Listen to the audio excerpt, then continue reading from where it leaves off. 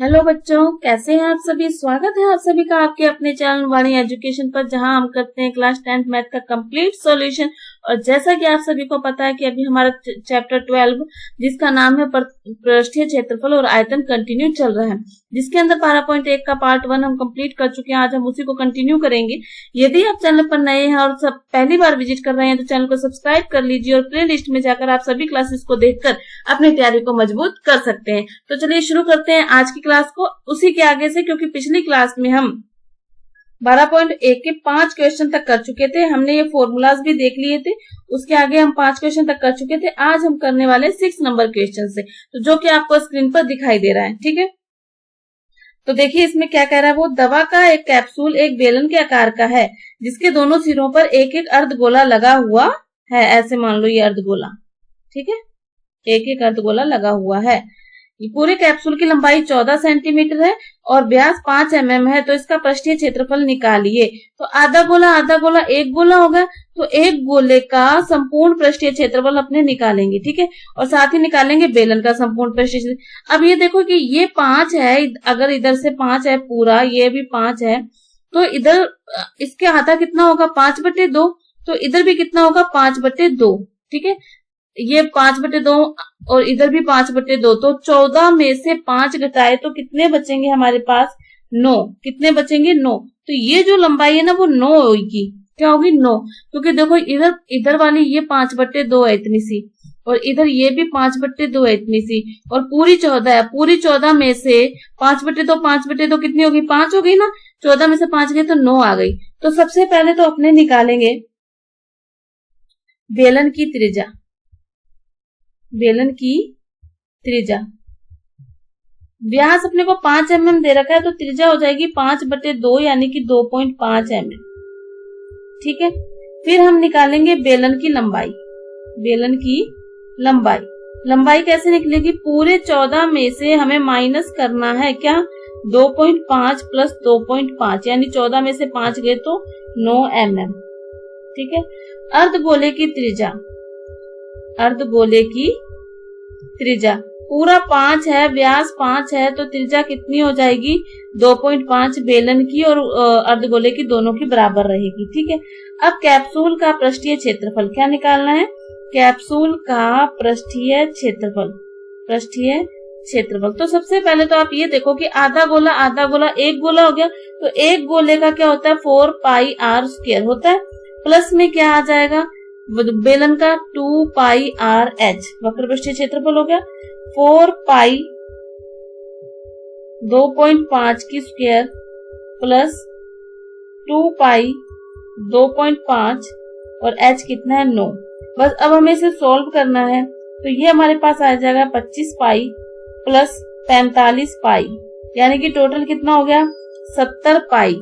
पाई की जगह हम क्या लिखेंगे, देखो 70π, पाई की जगह हम लिखेंगे 22/7।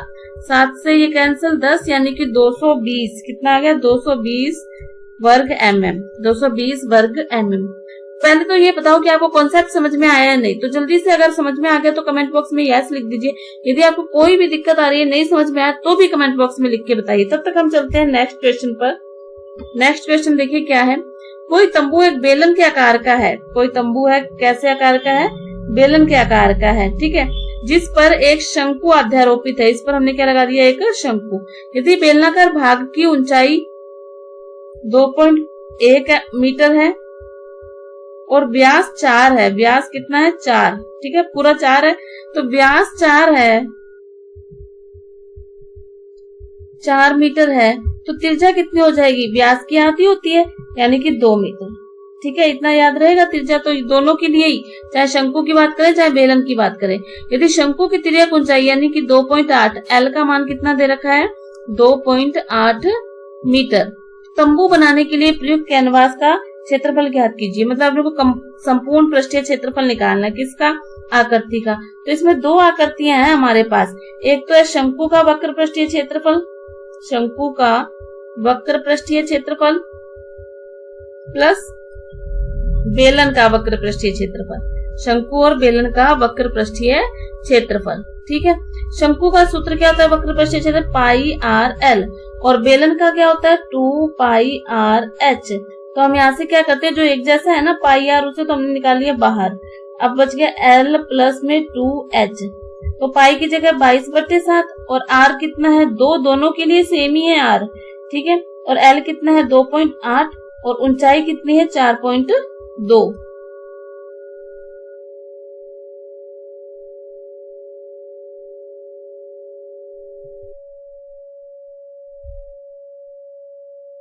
टू एच था ना, तो गुणा कर लिया 2.1 का। ठीक है, अब हम इसको सॉल्व करेंगे तो हमारे पास आएगा 44 वर्ग मीटर। अब उसने हमसे लागत पूछी है, खर्च पूछा है। क्या पूछा है? खर्च। तो कितना रुपए अपने को दे रखा है 500 रुपए। 500 को गुणा करेंगे किससे? 44 से, तो हमारे पास आंसर आएगा 22,000 रुपए खर्च हो गए। पहले क्षेत्रफल निकालो और फिर लागत से गुणा कर दो, बस करना तो इतना ही है। लेकिन क्षेत्रफल निकलेगा कैसे? शंकु का वक्र पृष्ठीय और बेलन का वक्र पृष्ठीय क्षेत्रफल से। डन। अब तो आया कॉन्सेप्ट समझ में आ गया, तो जल्दी से क्लास को लाइक कर दीजिए, शेयर कर दीजिए, बेल आइकन प्रेस कर दीजिए, ताकि आने वाली क्लास का नोटिफिकेशन आपको मिलता रहे। और हाँ, आप अपना नाम और जगह का नाम कमेंट बॉक्स में लिखना मत भूलिएगा। नेक्स्ट क्वेश्चन देखते हैं हम। ऊंचाई 2.4 सेंटीमीटर और व्यास 1.4 सेंटीमीटर वाले एक ठोस बेलन में से इसी पर जो बेलन है हमारे पास, ऊंचाई कितनी है इसकी 2.4 सेंटीमीटर और व्यास कितना है 1.4 सेंटीमीटर। ठीक है, तो त्रिज्या इसकी आधी हो जाएगी। ठीक है, त्रिज्या कितनी हो जाएगी 1.4/2।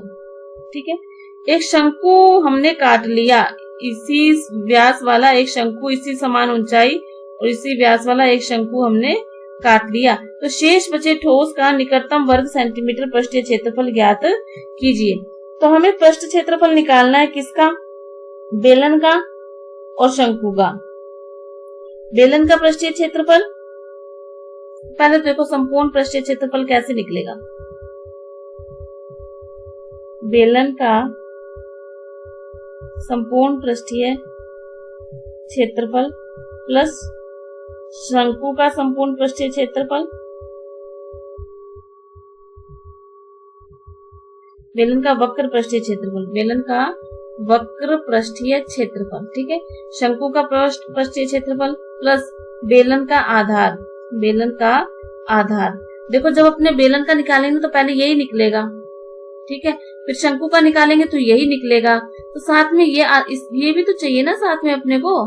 ठीक है, तो प्लस पाई आर स्क्वायर। ठीक है, तो फॉर्मूला आएगा देखो 2 पाई आर एच बेलन का, पाई आर एल शंकु का, और पाई आर स्क्वायर आधार जुड़ेगा। आधार क्या होगा? जुड़ेगा। डन।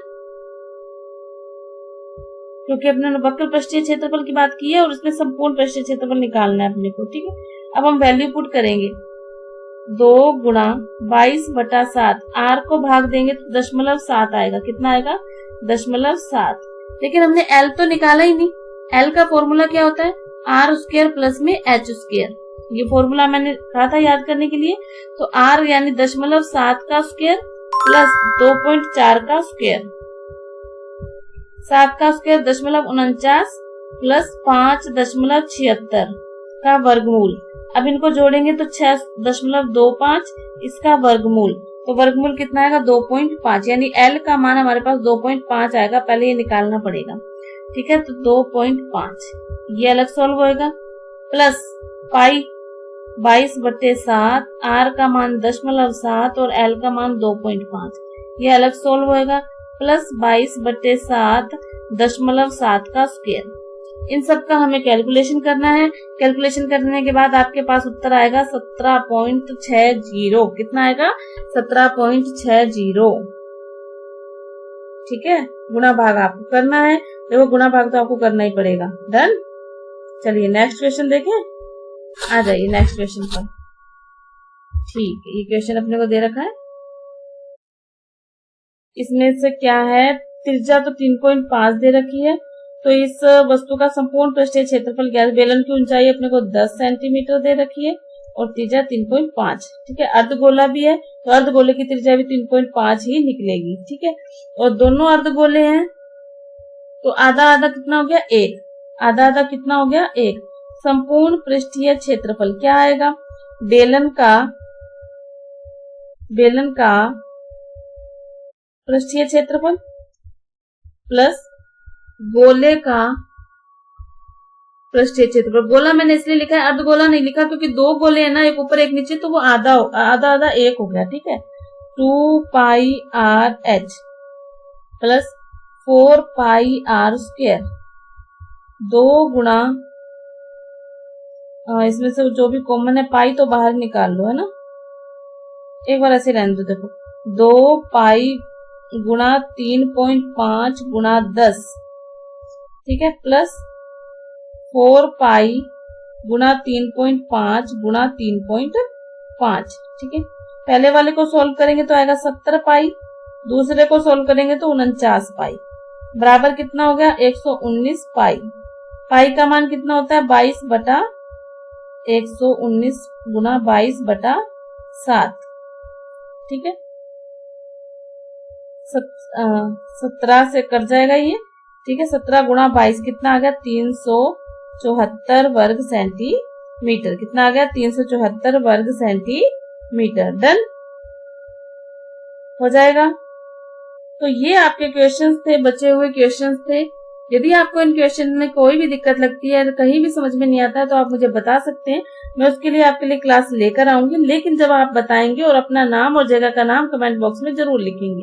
तो चलिए आज की क्लास में इतना ही, मिलते हैं नेक्स्ट क्लास में। तब तक पढ़ते रहिए, खुश रहिए, धन्यवाद।